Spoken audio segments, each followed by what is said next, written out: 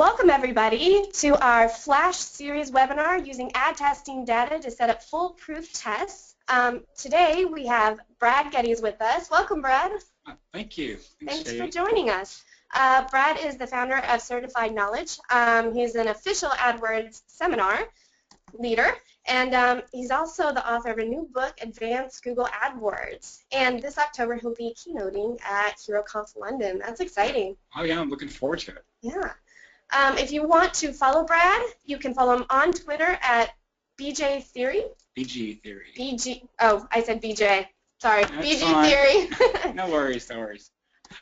I don't know why that keeps popping up. There we go. All right. Before we officially get started, we're going to do just a quick poll question. Oh, actually, if you want to join the conversation, include the hashtag ThinkPPC in your Twitter tweets, or use the webinar question box to send us questions. We'll do a live Q&A at the end real quick with Brad. And yeah, so a live poll question real quick. How do you manage your PPC accounts? Get this poll question up.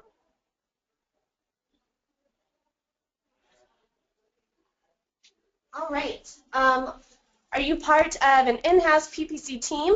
Do you do all the marketing, including PPC? Do you work at an agency, or are you a consultant? So, Brad, while they're filling out this survey, you want to tell us a little bit more about yourself? Wow, sure. I've been doing paid search since '98. Okay. So almost 17 years. Wow, it's crazy. I know, right? Wow, Back go to. Yeah, it has a lot. So I've built up a couple agencies, sold a couple agencies, built some software, sold software, built one of the larger resellers. I mean, me and a big team, right? I don't want to take credit for all that. So what reseller managed 42,000 accounts versus, you know, working with people who spend 100 million a year. So a large range of experience over the years. Yeah, and currently you are the founder of Certified Knowledge. Certified Knowledge, which is a tool and training site, of AdAlysis, which is a ad testing software. Okay. So both. Awesome. All right, well, I think we should be done with the poll. So let's see. Wow, we have a lot of people that are part of an in-house team and do all the marketing, 36% that are part of an agency, and about 9% that are consultants. So we've got a good variety of people across the board today. So welcome, everybody. All right. Well, Brad, are you ready to get started? Sure. Let's. It's kind of fun actually doing a webinar in the actual office, right? So it's a little different today for all of you here. I'm sitting with the Hannibin team today, so we're kind of switching back and forth. And we're on Periscope if you want to chime in as well. So when we think about ad testing, right? Ad testing is about improvement or insights or both. And that's really, when you think about ad testing, what you're trying to accomplish. Now, there's two types of ad tests you can run. There's single ad group testing. Single ad group testing is testing within a single ad group, having two or more ads per ad group. The advantage of single ad testing is it gives you really granular data for that targeting type for the ad group. Targeting could be keywords for search or a marketing list across display, whatnot. But the disadvantage is it doesn't give you insights to use in other ad groups. So when we think of multi-ad group testing, this is testing an idea across multiple ad groups at once. And so you can get an insight that may be across an entire segment of one campaign, 10 campaigns, whatnot, of your account. And so when you think about the big ideas, multi-ad group is great to get an idea for those insights. When you think of testing for your really high-value proposition items, your brand terms, your top products, then single ad group testing is best. And so a lot of people are familiar with single ad group testing. Multi-ad group really can give you some great segment-based insights. We're going to talk a little bit more about what some of these look like. So, some quick examples here. We think of multi-ad group. Some big questions like, are your customers price sensitive? And this is a great question because in some industries, they're not. So putting a price in an ad is a terrible idea. In other cases, they're really price sensitive and you want prices in ads, but as soon as you do that, you have to spend more time monitoring everyone else's prices. right? Does location matter? If you're in lead gen, should you put location in your ad? Some cases it's really important, other times not. Does selection matter, right? Sometimes having the largest selection possible is great, right? The Walmart effect. Other times, you don't want that. You want to be a small, handmade, exclusive inventory. So when you have these big market research questions, then going more of a multi-ad group test gives you great ideas across large segments of your account of how to write and really manage ads. So just some questions people have asked in our system, right? One was, should they use ad customizers, right? Using ad customizers means you have another data feed to manage, right? You have to think about all your ad structures. So are these actually better than our static ads, or are they worse? And so this company ran this ad customizer test and said, wow, for us, right, not for everyone, but for us, customizers aren't great. They actually do worse from a conversion rate, CPA, so forth standpoint. But we have a problem here. With multi-group testing, you want to use the same ad groups in your test to get an insight. What they did was they had 804 ads in one test that were static ads and 75 in their customizer test. So they're comparing apples to oranges and making an assumption. So when you think of multi-ad group and asking questions, you want consistent testing parameters, right? And so they redid the exact same test with exactly 608 ads per test. Now data is going to tell them, should they use customizers or not? And I use this result for a very, very specific reason. Customizers were a better click-through rate. They were a better conversion per impression. They were a worse conversion rate, and they were a worse CPA.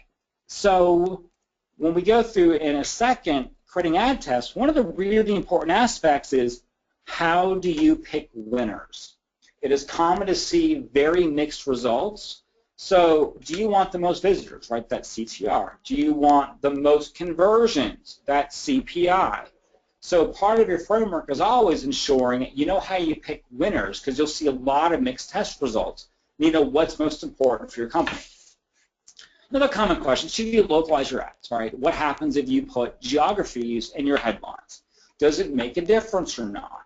So this was a lead generation company, and they said, well, we're going to use our products and say, do you want lowest car insurance in Little Rock, in Minneapolis, in Bloomington, so forth, to see how it made a difference. And in their case, right, using a geographic headline was a better click-through rate, conversion rate, CPA across the board.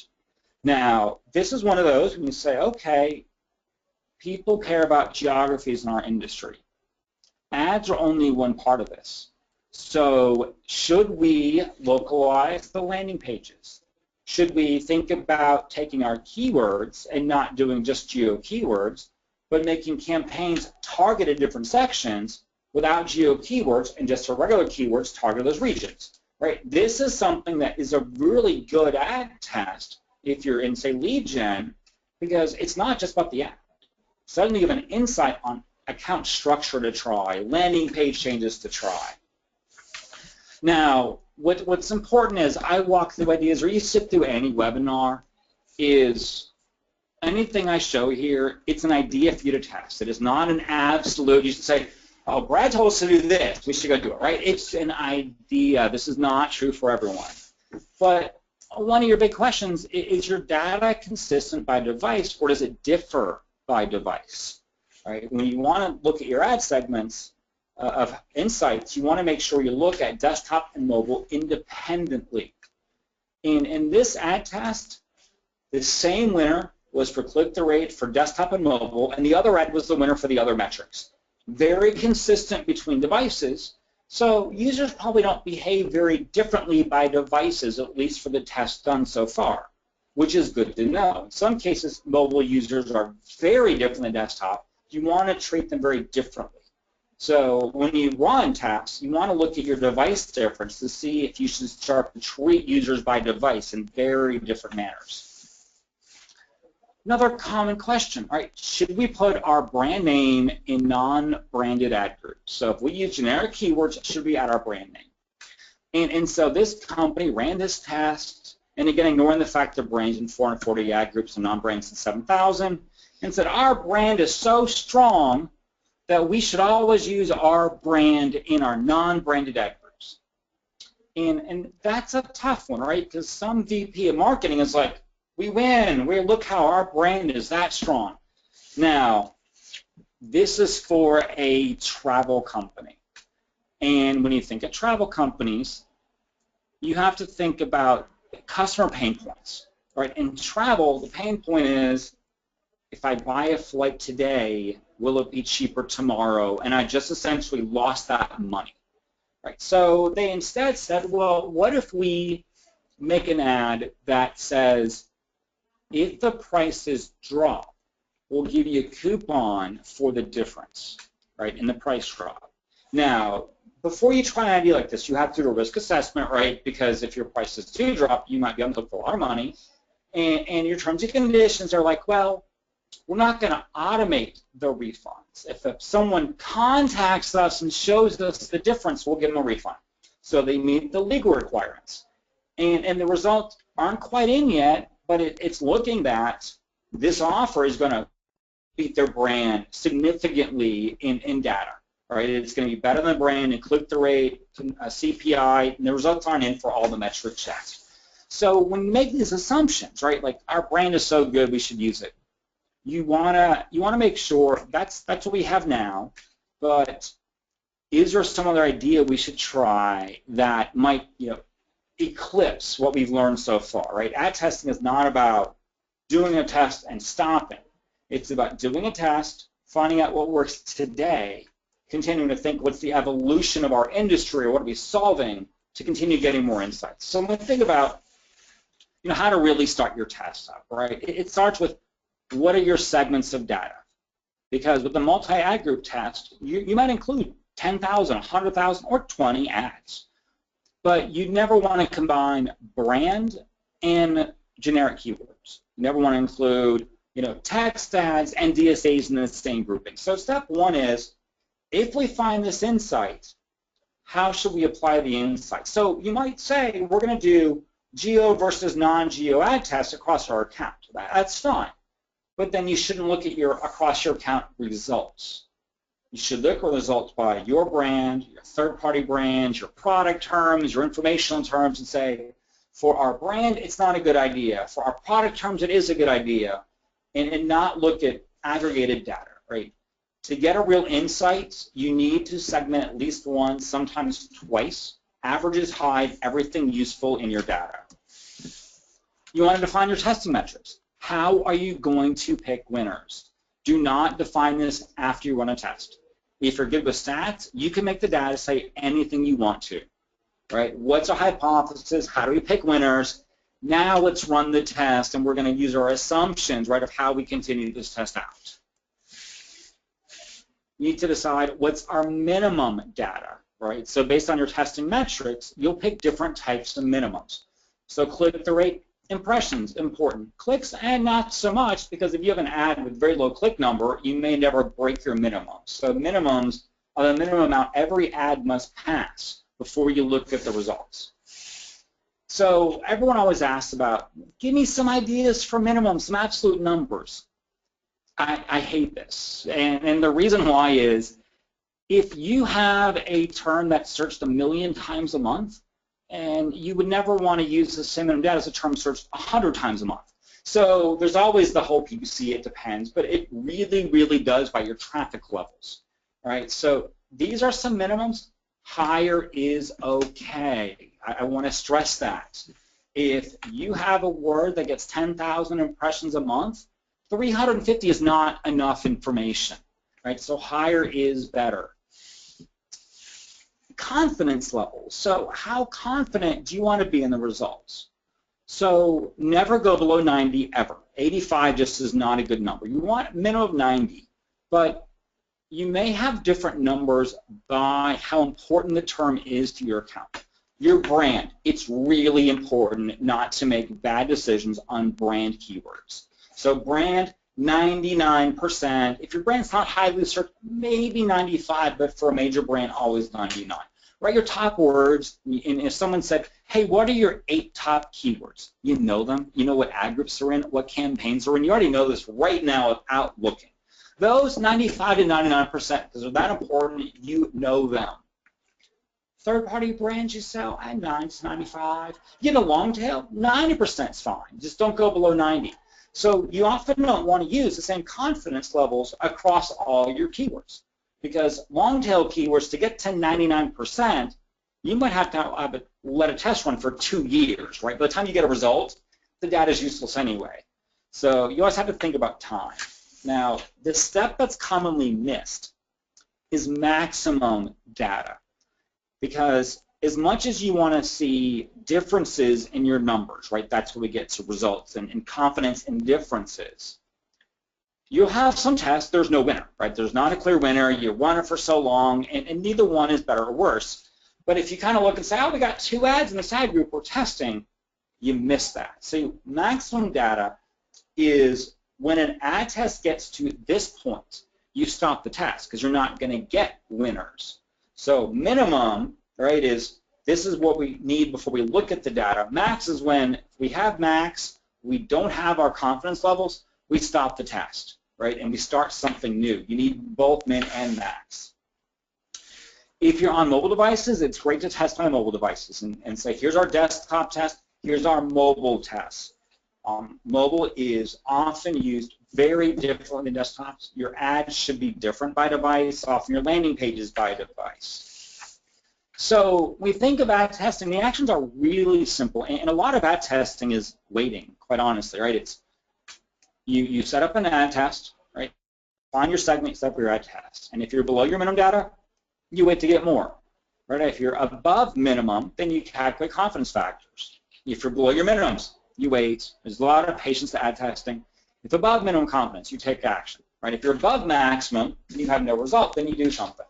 So the thing to be confident here is confidence factors and min data, because the way most people test, they write 2 ads in an ad group, they look and say, test 2 looks good enough over 1, that's just good enough for me, and they don't really do confidence levels, so they want something to happen to give results. So it's important to look at that. So in a recap, right, test what do you want to test? Single versus multi, right? Define your testing segments, your min, your max, and your confidence levels by segment. So some segments 99, some are 90. Right? Run your tests when you reach minimum, right? Then if you have confidence, you take actions. If not, you wait. Right? Reach max, then you pause and reset. And then when you get winners from multi-ad group, that's an insight. You say, should we change our account, change our landing page, change our emails, right? This is a global customer insight. How do you use that in other marketing channels? All right. All right. Well, we've gotten a couple of people asking about the recording for this webinar. So just so you know, the recording and the slides will be sent to all registrants via email tomorrow. So be on the lookout for that. And as we said earlier, it is being streamed live on Periscope right now. So our Periscope name is PPC Hero, or you can see it on Twitter at PPC Hero as well. And if you want to stick around after the live Q&A, we're going to do just a quick sneak peek with Brad and with our senior event producer, Nate Hollander. So real quick, let's see if we have any questions coming through. All right. It looks like you covered it pretty well. Excellent. So good. Well, thanks everybody for joining us today. Will you go to the last slide, Brad? If you have any questions or you have any feedback, feel free to reach out to us at marketing@hannafinmarketing.com. You can also reach out to our hashtag at PPC, or you can reach out to Brad at BG Theory. All right, thanks everybody. We'll get started with the HeroCount sneak peek in just a second. All right, thank you. All right, one over.